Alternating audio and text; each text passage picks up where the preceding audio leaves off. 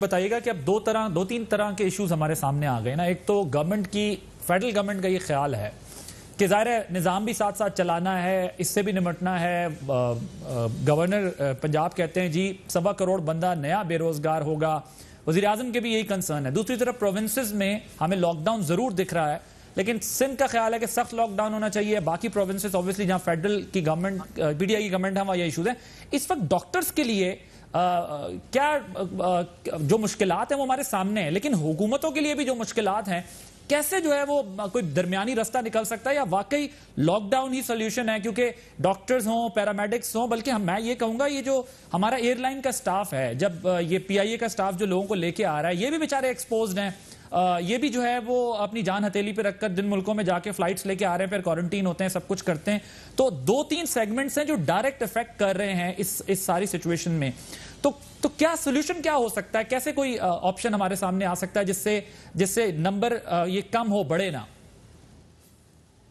دیکھیں عادل, سب سے پہلے تو میں بطور ڈاکٹر اور بطور آلسو صدر Pakistan society of internal medicine یہ کہوں گا کہ جب ہم ڈاکٹر بنتے ہیں, جب ہم یہ پیشہ لیتے ہیں, تو ہمیں پتہ ہوتا ہے کہ ہماری زندگی کو کئی مرتبہ خطرہ ہوگا, ہمیں جنگ میں بھی استعمال کرنا پڑے گا اور ہم ہوں گے بھی.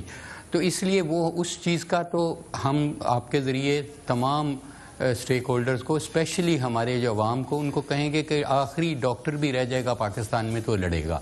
یہ تو کوئی شک والی بات نہیں, لیکن at the same time doctors تب ہی کانفیڈنٹلی سیمپل لے سکتے ہیں, اس مریض کا علاج کر سکتے ہیں وین دے فیل پروٹیکٹڈ.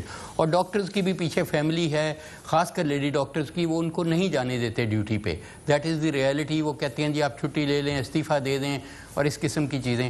تو ڈاکٹرز کو ڈیفینیٹلی سب گورنمنٹس اپنا ٹرائی کر رہی ہیں, اس میں تو کوئی شک نہیں ہے کہ یہ ہم سب کا مل جل کے چیلنج ہے. اور اس میں کوئی جب بھی فریگمنٹڈ رسپانس ہوگی تو آؤٹ کم یہی ہوگا جو ہو رہی ہے. ہمیں یک زبان ایک ہی پالیسی عوام کو دینی چاہیے, ورنہ اس کو کبھی بھی عوام سیریسلی نہیں لے گی. اور آپ کو لگتا ہے کہ ابھی یونانیمسلی ہم ڈیسیجن نہیں لے سکے ہیں, یونانیمٹی نہیں دکھائی دے رہی ابھی متفق کا؟ آپ نے خود کہا کہ کوئی گورنمنٹ کچھ کہہ رہی ہے, کچھ میرا خیال ہے کہ یہ ایک لائف اینڈ ڈیتھ کا ایشو ہے, اور اس میں بہت سیریسنس ہونی چاہیے, ایویڈنس بیسڈ اپروچ ہونی چاہیے. اور ایویڈنس یہ ہے کہ آپ جب لاک ڈاؤن کرتے ہیں وہ لاک ڈاؤن ہونا چاہیے, صرف نام کا نہیں کر دیں, اس کا کوئی فائدہ نہیں ہوگا. دیکھیں میں یہ سمجھتا ہوں, unfortunately many people may not like it, کہ دیکھیں ایک طرف آپ کی لائف ہے اور ایک طرف لائیولیہڈ ہے.